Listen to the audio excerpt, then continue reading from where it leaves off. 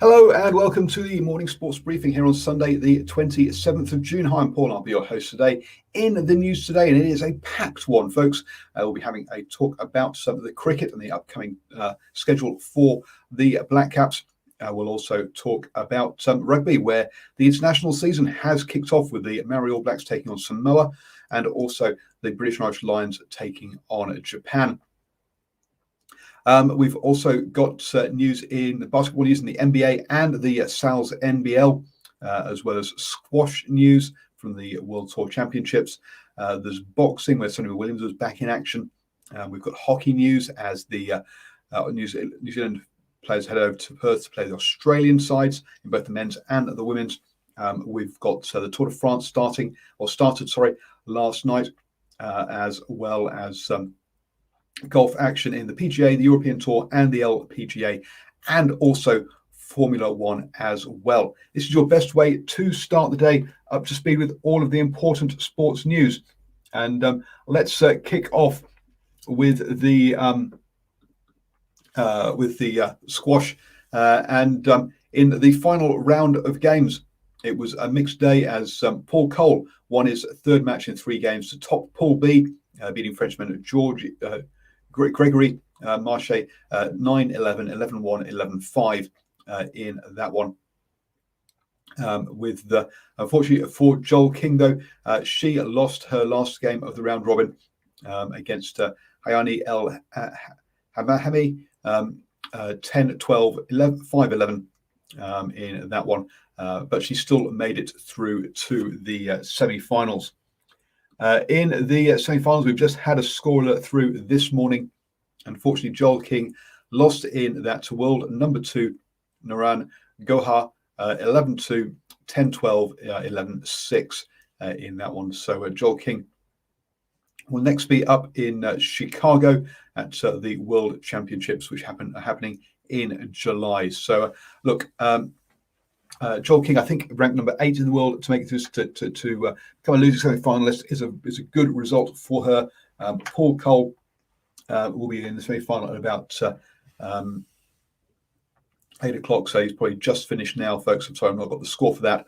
That was on Sky Sports. When you go back and check it, and we'll obviously join us tomorrow to see how I'll report on how Paul Cole did in the semi-final of the World Tour Championships, World Tour Finals. Sorry. Moving on then to the hockey, and over in Perth, the hockey is underway at the moment, or has the first game there in the FIH Pro League. The Hockeroos took a 2-0 lead over the Advantage Blackstick women's. But the women pulled it back to 2-2 at the end of full time. It went into a shootout where the Black Sticks won that one. So 1-0 in that series for the Black Sticks. Obviously very tight game against the Hockeroos. There, the men did not fare so well, where the Australian team won 7-3 against the Black Sticks there. So the Kookaburras getting a big win. Clearly, the Black Sticks, a lot of work to do for their second game over there in Perth. Moving on then to the golf, and in the PGA, it is the Travelers Championship. Hickok currently is Henley and Watson currently all tied at the top there at 10 under par. Danny Lee was the sole Kiwi in this one. And unfortunately, he did not make the cut for the weekend, finishing on evens. So unfortunately, behind that one. Hi, Jason in the live chat there. Thanks very much for joining in and let me know that you're enjoying the show. Folks, don't forget, you catch the live shows on YouTube, Facebook, and Twitter. Also, it comes out as a podcast. Just search New Zealand Sports Radio. So Danny Lee, unfortunately, missing the cut there over on the PGA Tour, over on the European Tour, and it's BMW International Open. Hovland of Norway is currently leading at 17 under par Ryan Fox is having a good tournament. He's currently at in tied 16th place at 8 under par, 9 shots off the lead. And Geary also is in action there and tied 42nd place at 5 under par. So 2 Kiwis in that one. Let's say Fox having a really good tournament there. Over in the LPGA, and it's the Women's PGA Championship, the second of 5 majors this year. Korda is tied at the top with Salas at 15 under par. Lydia Ko having a tough one. Unfortunately, this one down in 42nd place at 2 over par on this one. So looks like Lydia Ko's early season form unfortunately has deserted her after she took that break and has come back again. So we're wishing her the best in the rest of the season, obviously. I hope she can turn things around there. Where should we go next? Let's go on to the basketball, and in the NBA, it's conference finals time. We already know that the Clippers have a 2-1 lead over the Suns, but the Milwaukee Bucks and the Atlanta Hawks are back in action, and the Milwaukee Bucks got a big win, 125-91, to tie that series at 1-1. The Clippers and the Suns back in action at 1 p.m. today here in New Zealand. Over in the Sal's NBL, and it was a busy night last night with some very shock results. To be honest with you, Southern Sharks lost by 1 point to the Auckland Huskies, 92-93. The Auckland Huskies keeping their faint playoff hopes alive, trying to make that Final Four. The Southern Sharks, who were top of the table, drop back into second place with that loss. Hawke's Bay Hawks go top after beating the Franklin Bulls at 95-90. An expected result there, but another shock result as the Manawatu Jets beat the Canterbury Rams 92-85. That's a massive dent in the Canterbury Rams' hopes of making that Final Four. I got to wonder if if that makes it too much for them now to make it. They're still in the reckoning, but with tough games coming up, you've got to say it's looking tough for them on that one. Today we will have the Wellington Saints are supposed to be hosting the Hawke's Bay Hawks, but with the level 2 in Wellington, I'm not sure if the website has been updated. And the second game today is the Otago Nuggets taking on the Auckland Huskies. Auckland Huskies backing up from that big win, a tight win, but important win over the Southern Sharks. The Otago Nuggets, big challenge, the team currently in 4th place. So a big game for the Auckland Huskies if they're going to be making those that Final Four. Say outside chance, but they're still in it with that win.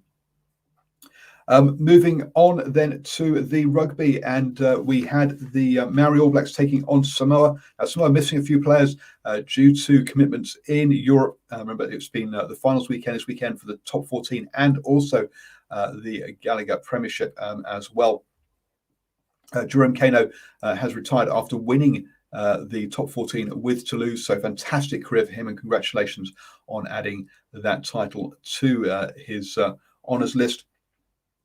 But back here in New Zealand, down in Wellington, in front of an empty crowd, you've got to say it was very strange seeing an empty stadium, but I guess that's what the rest of the world has had to deal with, whereas we've been lucky to have crowds.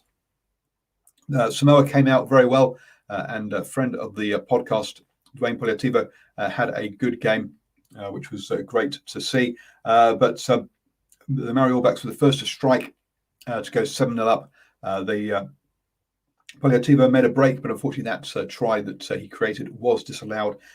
Soon afterwards, though, the Samoans did even things up at 7-7. The Maori All Blacks, though, had the better of that first half, and also the rubber of the green as far as refereeing decisions were concerned as well, because it definitely looked like a forward pass from Ash Dixon for the Maori All Blacks' second try, with Sean Wainui going over, but for them to lead at 21-7 at half time.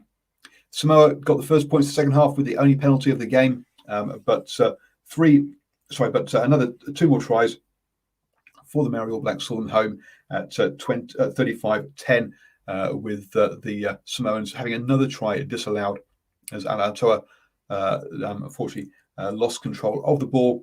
To me, it looked like he got it down, but the TMO did not agree. in that one. So the Maori All Blacks win that one 35-10, and they'll be playing Samoa again up in Auckland as part of a double header as the All Blacks take on Tonga as well.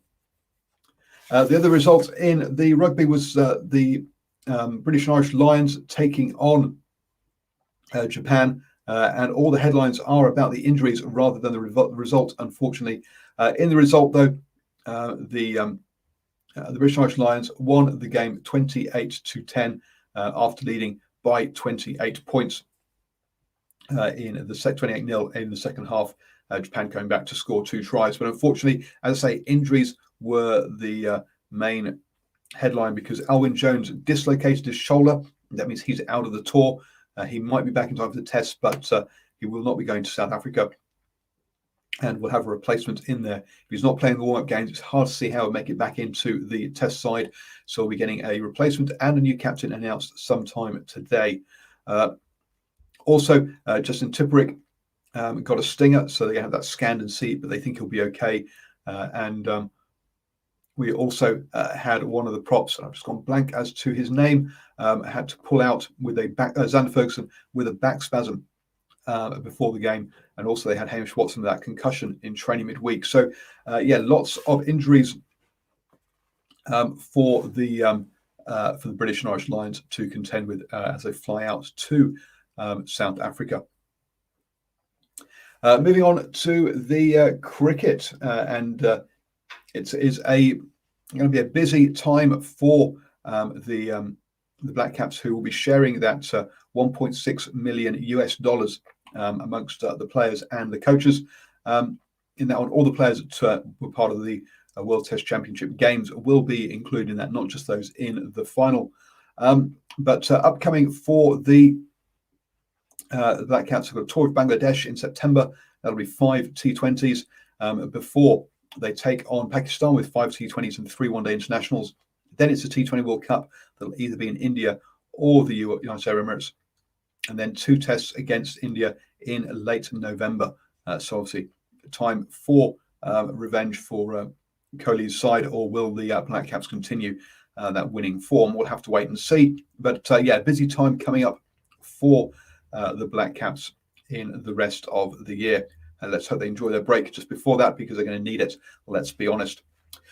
In the boxing then, and Sonny Bill Williams was back in action, but in what was a very subdued fight, or at least media-wise, he tried to keep it out of the media, as he's been a long time since he's been in the ring.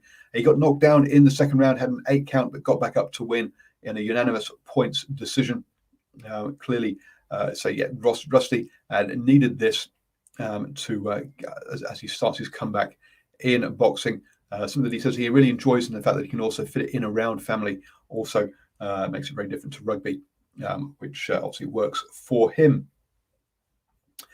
Over in the Tour de France, and the opening day was marred by a couple of crashes as Julian Alaphilippe of De Koning Quickstep won the stage, and also the yellow jerseys as the opening stage. A fan, unfortunately, was trying to get a photo opportunity and caused the first crash, giving one of the riders nowhere to go, which that dominoed into a big crash. Then also another crash when riders touched wheels 10 kilometers to the end, meant that some of the overall contenders have already lost time on the opening day. The effects of those crashes will be felt for many days to come, but Julian Alaphilippe will be happy to have picked up the yellow jersey with a long break that he hit out with several kilometers to go on the final climb, and he didn't expect to have to attack so early, but the opportunity presented itself and off he went. So congratulations to him.